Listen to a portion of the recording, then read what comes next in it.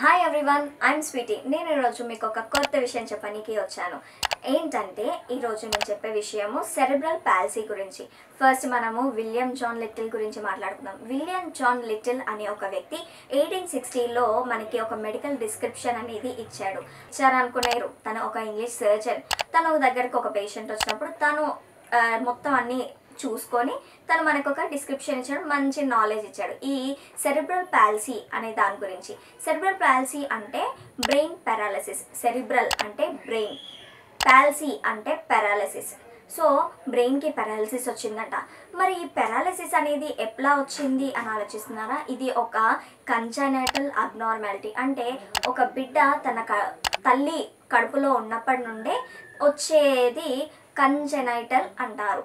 అంటే బిడ్డ కడుపులో నుండి వచ్చింది. దీన్ని అబ్నార్మల్గా పుడుతున్నారు కాబట్టి అబ్నార్మాలిటీ అంటారు, కంజనైటల్ అబ్నార్మాలిటీ. మరి ఇది ఎలా వస్తుంది? మరి తల్లి ప్రెగ్నెన్సీ ఉన్నప్పుడు ఏ విషయాలు ఏమేమి పాటించాలి, అసలు ఏం చేయాలి అని ఆలోచిస్తున్నారా? సో ఇవన్నిటికీ మీకు ఒక మంచి ఆన్సర్, మీకు ఒక మంచి నాలెడ్జ్ రావాలి అంటే నా ఫుల్ వీడియో చూడండి. Bye bye.